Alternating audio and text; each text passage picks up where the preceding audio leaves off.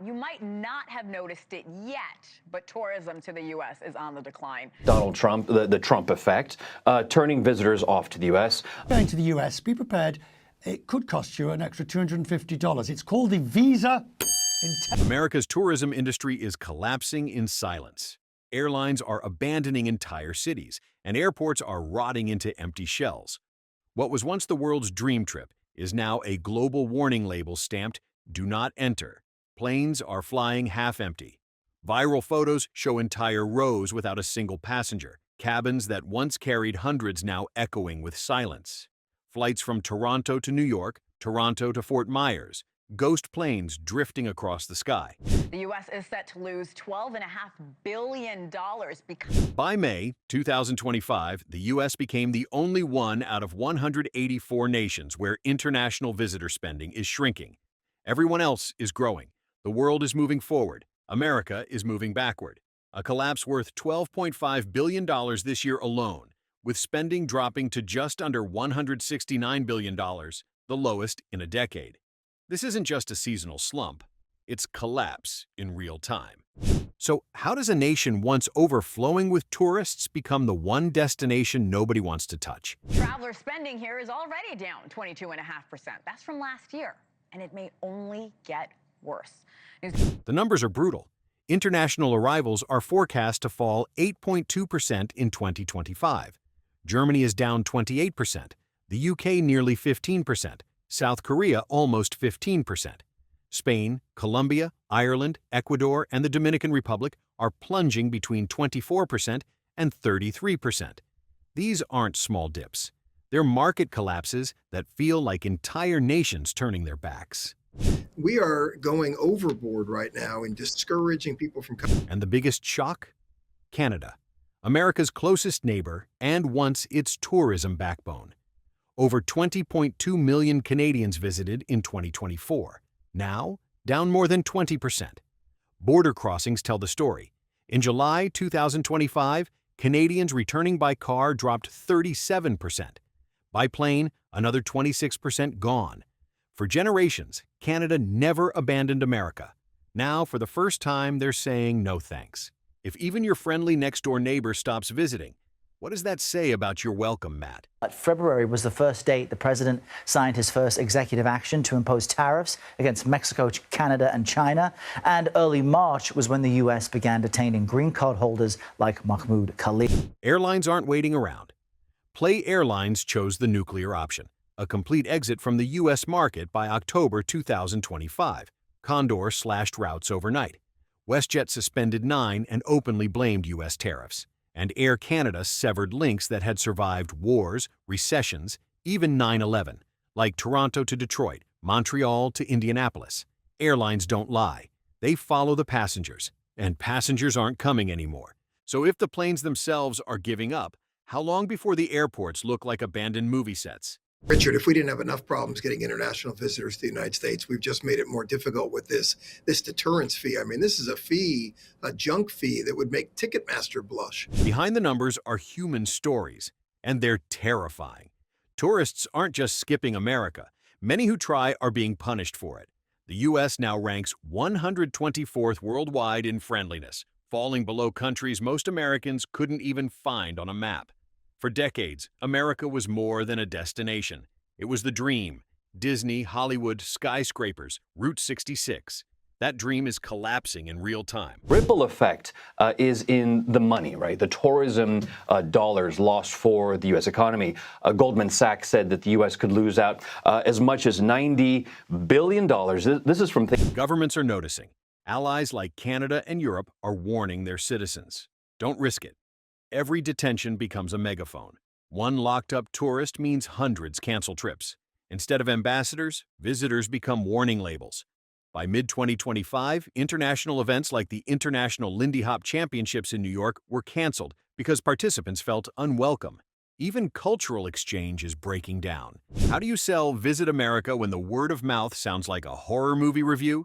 Airports prove the collapse in real time. Baltimore-Washington International once buzzed with packed departures and duty-free shopping.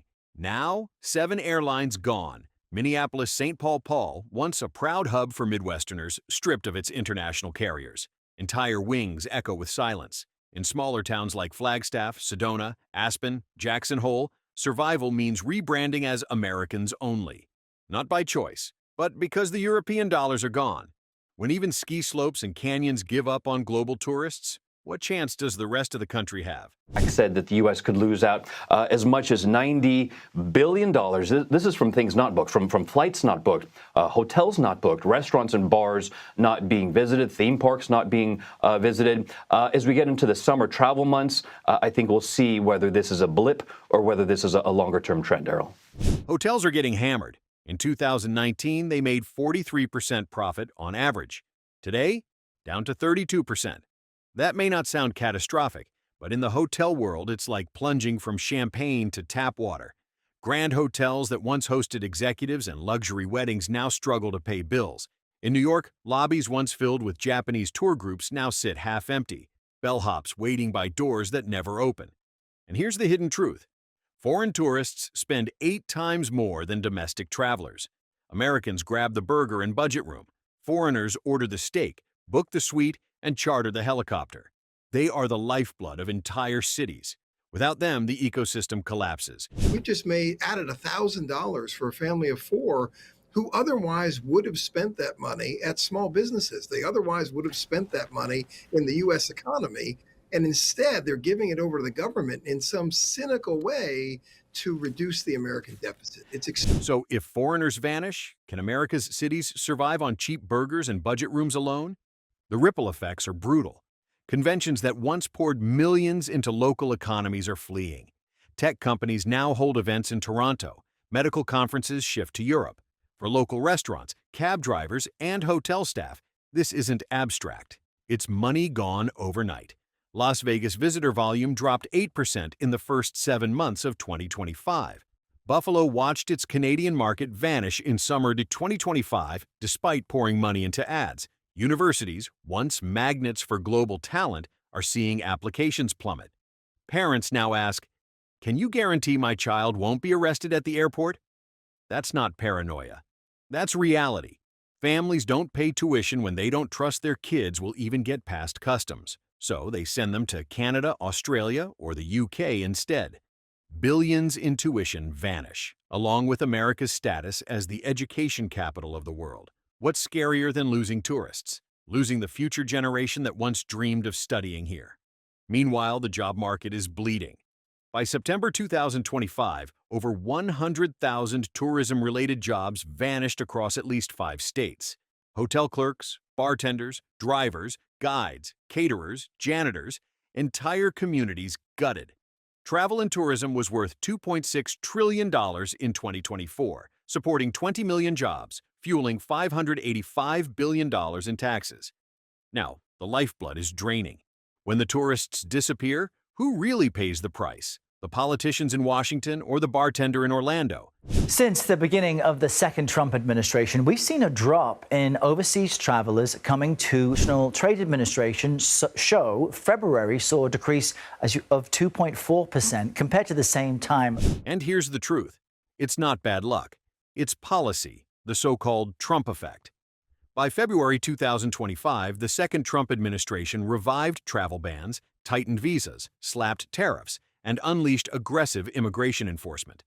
Customs and border protection grew hostile, not just with suspicious cases, but with everyone. Tourists, students, even green card holders. Oversight? Almost non-existent. A Government Accountability Office report revealed CBP records so sloppy they can't even confirm if officers finished training.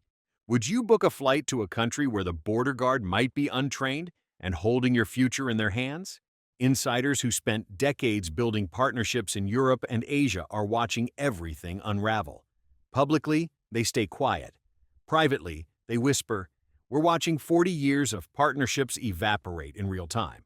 Tourism isn't just money. It's soft power, diplomacy, the quiet bond of millions of visits.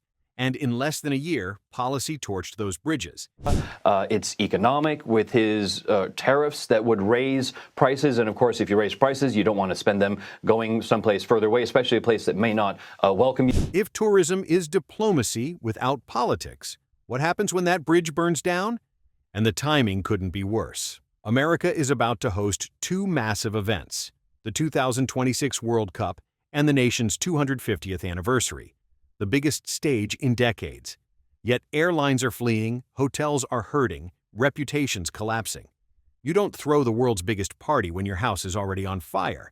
Imagine arriving at New York's JFK for the World Cup and finding shuttered terminals and closed customs counters. That's the nightmare scenario. You're going on a student or you're from a country that requires a visa, you pay the fee, and the Trump administration says you may get it back if you're a good visitor. But it's a may, and no one's quite clear how that would actually work. Meanwhile, competitors aren't wasting time. Canada is advertising the Rockies as the safer Grand Canyon. Europe lures conferences once held in Chicago. South America welcomes the students. And once the world learns to vacation without you, why would they ever come back? Habits stick. Memories replace the American dream with something else. Here's the nightmare. Once the dream is gone, what's left to sell? Overpriced coffee at an empty airport. Why do you think that there are fewer people suddenly who want to travel to the United States? Well, there could be a little, there's a little nationalism there, I guess, perhaps. It's not a big... Every detention erases 1,000 glossy Visit America ads. You can spend billions on campaigns about freedom and diversity, but when travelers are tweeting horror stories from detention centers, nobody believes the slogans. The clock is ticking, and every week of denial digs the grave deeper. Here's the closing gut punch. America once attracted dreams. Now it detains them. This was a $2.6 trillion industry. By 2025, it spiraled into a $50 billion trade deficit. That's not just a downturn, that's freefall. So, is this the permanent death of America's tourism dominance? Or the last desperate chance to wake up before the door slams shut? The brutal reality is this. The world is already learning to vacation without America. They're skiing in Europe, hiking in Canada, exploring South America. And once those new habits form, once those memories replace the American dream, it's over. Because once the dream is gone, there's nothing left but silence. Hit the like button and subscribe to the channel for more updates.